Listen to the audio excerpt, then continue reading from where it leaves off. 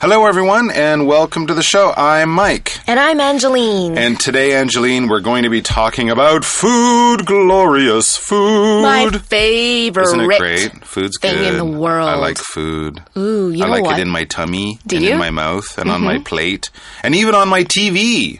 You like to watch food cooking shows? Well, I like some of those food travel shows, and the cooking's good, although I can't cook, so it just makes me think, gosh, I wish I could cook. Anyways, one day. Yeah. How about you? Are you a big food fan? Yes, I love food. I like actually Canadian food. Canadian food. Yeah. That's an interesting one because a lot of people know, Japanese, Italian, French, Chinese food. Canadian food. Give us some good examples of Canadian food. We really only have like 4 things. Well, they're all great.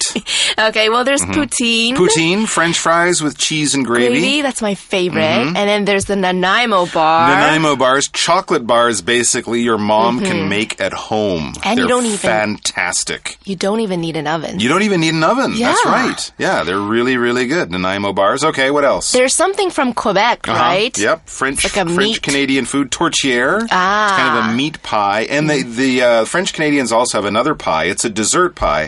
And as a kid, I heard the name of this and I thought, that is the greatest idea ever. You know what it's called? What? Sugar pie. Sugar. So no fruit. Forget about the cherries and let's just put sugar in the pie. Sugar pie. Is the sugar in the pie or it's on just top sugar. of the pie? Oh my It's like sugar and butter in a pie. It's really good. That sounds very sweet. Yeah. Sounds like I might get diabetes if I eat that pie. Probably not very good for you, but it's delicious. You'll die young but happy, which is probably not good. But anyway, let's take a look at our article, shall we? We're reading about food's greatest hits. Let's check it out, then we'll be back to chat.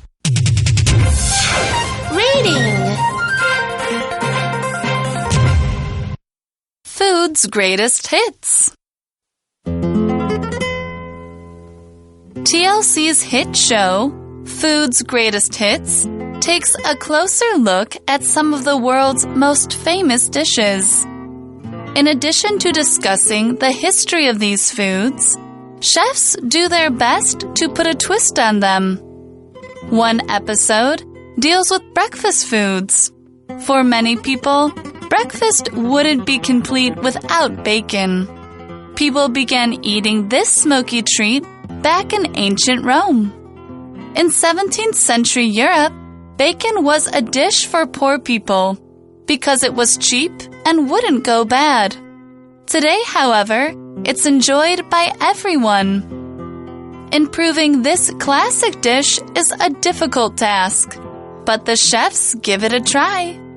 They come up with a dish called When Pigs Fly, which features bacon slices served in 4 shot glasses. Each strip has a different topping: cinnamon, chocolate, fennel, and strawberry sauce. Although it might sound strange, many tasters agree that the dish takes bacon to another level.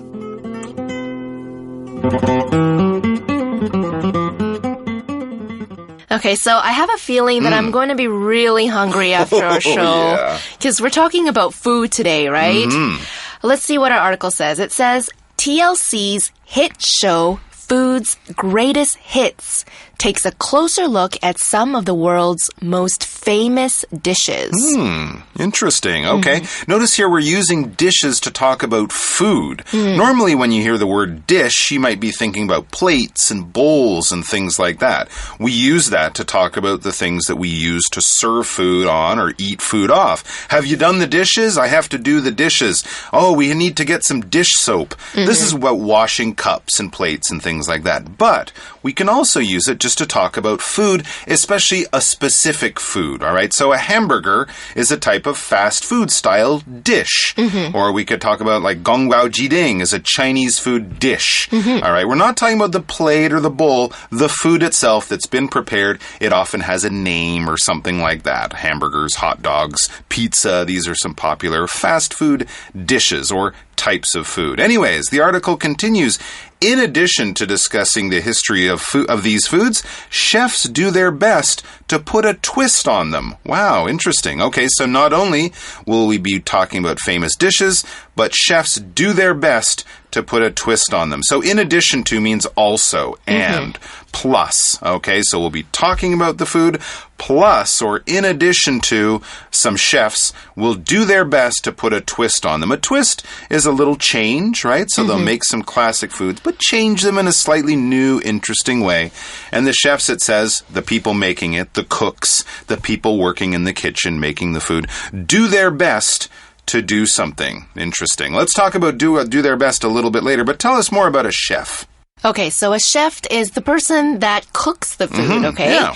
But a chef is actually a professional cook. So when we talk about a person who cooks food, we say a cook. Okay. And then when we talk about a chef, it's a professional chef. So they've probably had some training and education in like a cooking school or a chef school. Yes. Interesting. And they are the main cook of the restaurant or hotel. Okay, that could also be the head chef if they're the boss of a team. I always say, if your food is less than 300 or 400 NT, a cook made it. If your food is more than 500 NT, a chef made it. Really? Well, it does seem that if it's slightly more expensive, it's made by a chef. That is true, If it's slightly cheaper, it's made by a cook. But basically, it's a person whose job it is to make food. That's what they get paid to do. And if it's a chef, they're really quite trained and knowledgeable and kind of an expert in making food. And of course, chefs and cooks always do their best. To do one's best, do your best, do my best, do his best. It means just to do as good as you can. It's our shortcut for you, so let's check it out right now.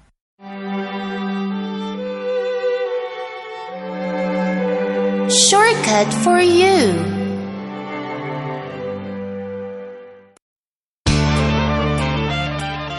Guess what? What? I just got chosen to try to shoot a basket in the big basketball game next week. If I do, I'll win 1 million NT dollars. That's so exciting. Wait, don't you have to stand really far away from the basketball hoop? Yes, I have to make the shot from the center of the court. Wow. How are your basketball skills? I've only played once before. I see. Well, you know what? Just do your best. Oh, you really think I'm the best? You always support me. Actually, that's not what I meant. Do your best means to try your hardest to do something. Okay, so do your best means 尽全力. You got it. Hey, if you do win 1 million NT dollars, we should take a vacation together. Yeah, if I'm rich, I'll do my best to try and schedule you in. Yeah, so the chefs will be doing their best to put a twist on these classic foods. I mentioned twist. It's a little bit of a special change, right? Something like that? Yes, it's an unexpected change, actually, okay? So when we put a twist on something, we make a change to something to make it a bit different. Okay, you mentioned this earlier. For example, I could sell traditional Chinese donuts or youtiao, and I can add a twist to them by dipping them into chocolate. Something that isn't normally done with youtiao, and if you did it, it wouldn't be too strange, right? You're not dipping them in wasabi or something like that. It's something that people would enjoy, but also, ooh, hey, look at that. That's a little bit different. It's a little twist. Very, very cool. All right. Actually, that sounds like a good idea. Yeah, are you with chocolate. Steal my idea? Kind of like a churro, one of those Italian or Mexican straight donuts. Anyways, let's get back to the article. The next sentence says, one episode deals with breakfast foods. All right. So an episode, here we're not talking about food, we're talking about TV shows. This is a TV show word. Let's say you're talking about a popular series like The X-Files or Game of Thrones or Friends or something. One show is 30 minutes or 1 hour long. That is one episode. All right, so there might be a series. That's Game of Thrones is the series. But Game of Thrones, show number 1, that is one episode. Many shows will show a new episode every week, right? So if you put on your favorite show at 8 o'clock on Monday evening, they'll have one episode. It'll go from 8 to 9, and then there'll be another show, another episode of a different show or a different series. So one episode is just one unit of a television show. And it usually connects, like the story between the Often episodes does. connects. Yeah.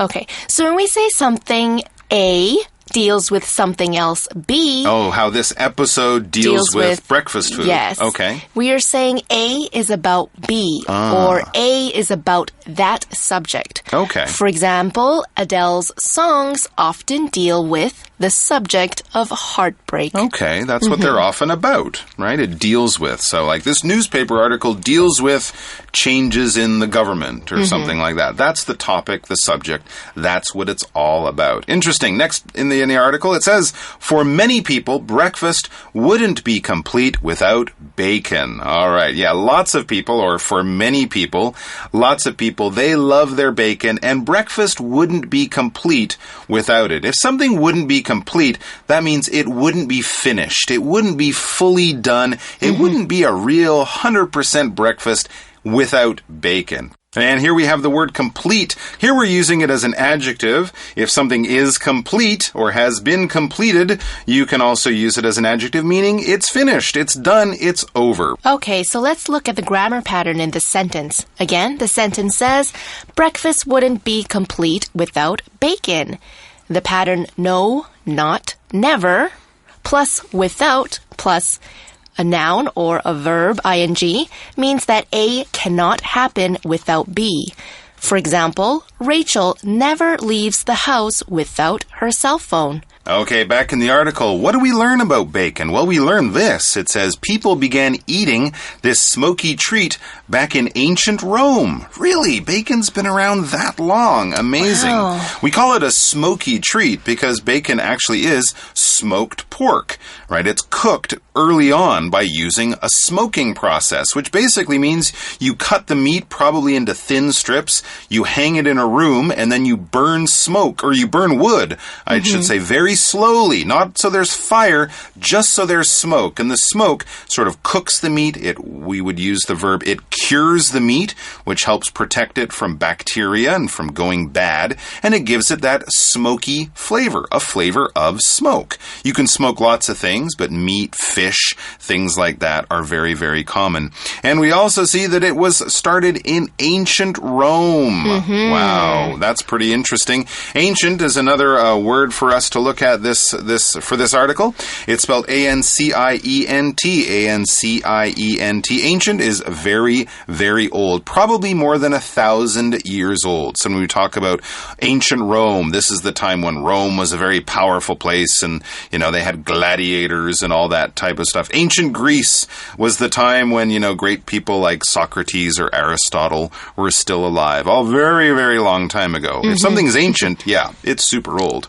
Okay, let's give them an example sentence for the word ancient. Ancient Egyptians lived and farmed along the Nile River because it was the only land that could be farmed. That's right. Ancient Egypt, that was around 4,500 BC or BCE. So that's like 6,000, 7,000 years ago. That's ancient. There's a good example.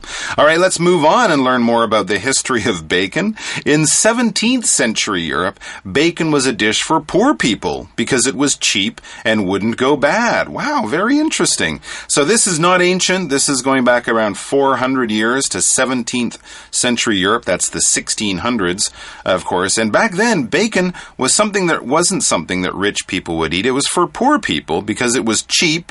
It wasn't the best part of the pig, and it wouldn't go bad. You could keep it for a long time. That's probably because it was smoked.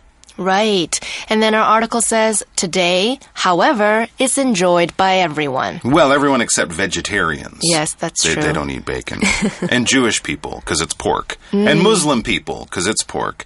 And people who are anyways, it's enjoyed by lots of people these days, especially at breakfast. Now, here's an interesting sentence that I never really thought of. It says, improving this classic dish is a difficult task, but the chefs give it a try. The chefs will do their best, as we would say.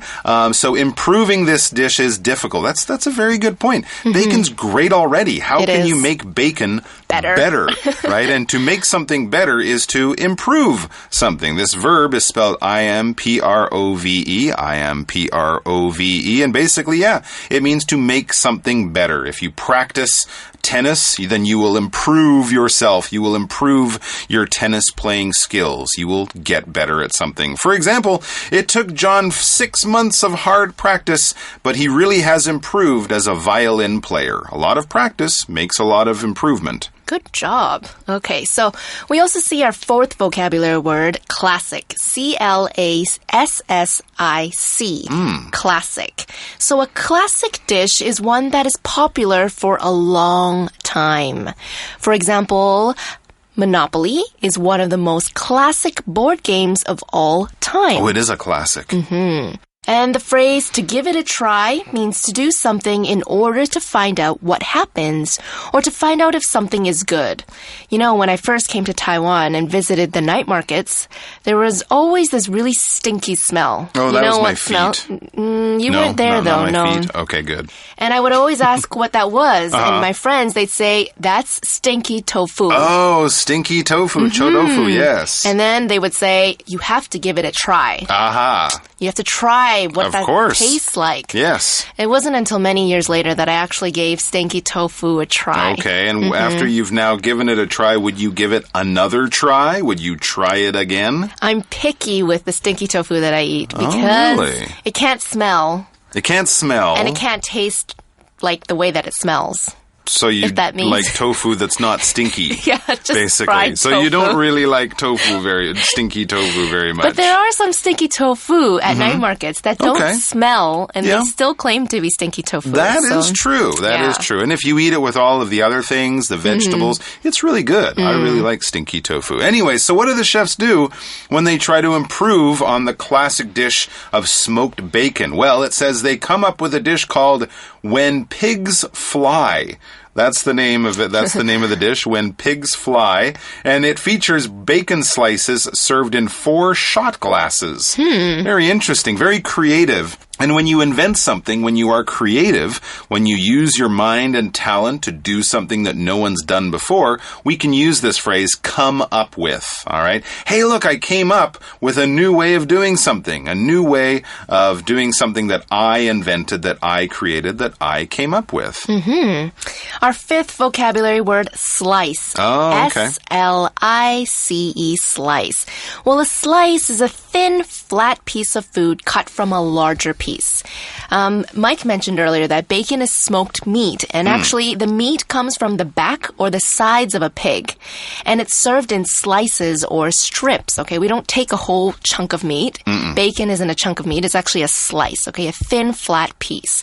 For example, the chef took the pizza out of the oven and cut it into 10 even slices. Ah, okay, that makes sense. And what else do we have there? We also have 4 shot glasses.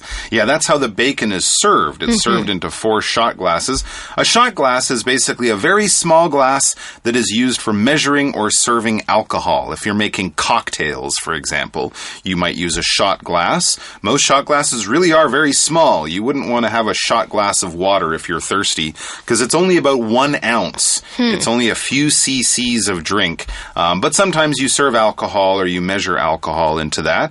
And I guess I could see how one, thin strip of bacon would sit nicely in the shot glass. It's just an interesting way of serving the food to make it, look attractive on your plate. So that's it. They just get some bacon, stick it in a shot glass and serve it? And call it When Pigs Fly. I'm not really impressed. That doesn't sound too creative. No, well... Oh, good. There's more to it than that. Yes, our article says each strip has a different topping. Oh. Cinnamon, chocolate, fennel, and strawberry sauce. Strawberry. Strawberry with bacon. Weird, eh? That is a slightly weird one. All right. Okay, well, we talked about bacon being served in slices or strips. Right. So when we talk about a strip, S-T-R-I-P, strip, a strip of bacon, it's been cut into long, narrow pieces, okay? Like a strip of paper, like a receipt, is long and narrow. Or a strip of cloth, it's long and narrow. Here's an example sentence for the word strip.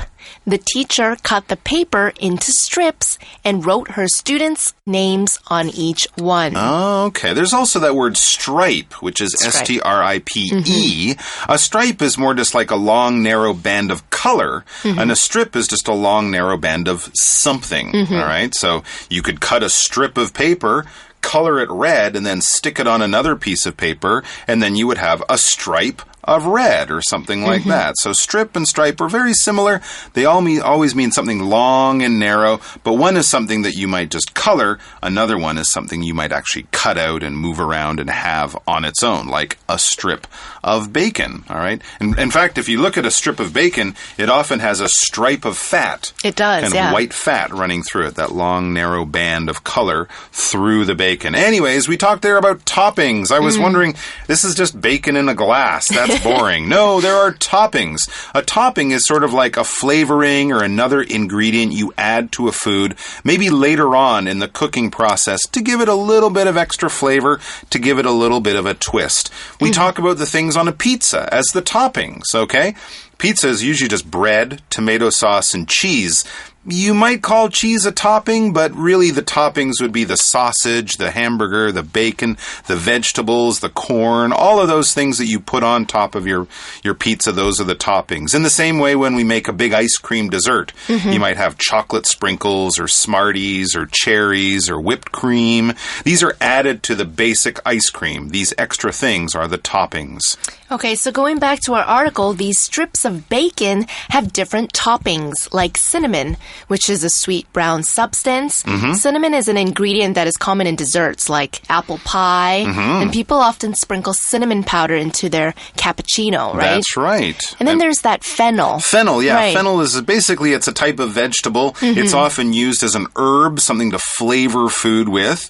It says it's a little bit crunchy and slightly sweet. I'm trying to think of the last time I had fennel. I'm going to have to pay more attention for that on a menu. Anyways, back to the article. What does it say when we wrap up? It says, although it might sound strange, many tasters agree that the dish takes bacon to another level. Interesting. I've had chocolate-covered bacon. Have you? Yeah, but I've never had these other toppings. They do sound interesting. All right, that's it for us, but we'll be back with a little bit of a chat, so please do stick around for that.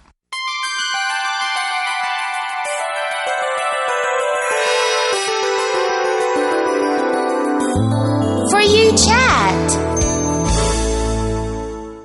All right, our chat question is about your favorite food. What's your favorite food? Okay, my favorite food is fried carrot cake. Fried carrot cake. Sounds weird, right? Does sound weird, absolutely. Well, it's from Singapore. Okay. And it's fried carrot cake is kind of like what you guys are familiar with, radish cake or luo sure. gao. Right, kind of like that, but instead they fry it. They make it into small little chunks and then they fry it with egg and chili. And they add some sauce to it. Oh my gosh. And it tastes really good. Wow. I can't really explain what it is, but you guys have to Google it. That's Go cool. Google an image of fried carrot cake. I've never even heard of that one. That's a great choice. How about you guys? What's your favorite food? And do you know its history? Do you know its story, where it came from? Have a chat about that. And we'll be back with more really cool food tomorrow. See you then. Bye-bye. Bye. Food's greatest hits. TLC's hit show, Food's Greatest Hits, takes a closer look at some of the world's most famous dishes. In addition to discussing the history of these foods, chefs do their best to put a twist on them. One episode deals with breakfast foods. For many people, breakfast wouldn't be complete without bacon. People began eating this smoky treat back in ancient Rome.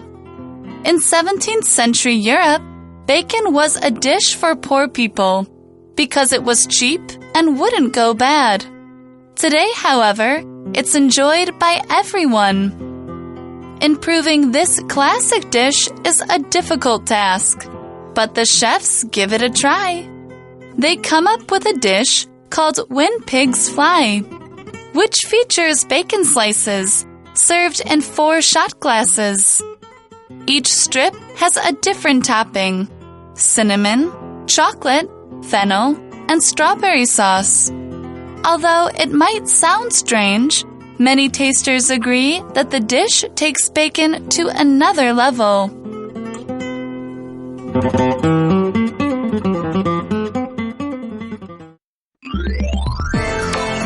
Vocabulary Review.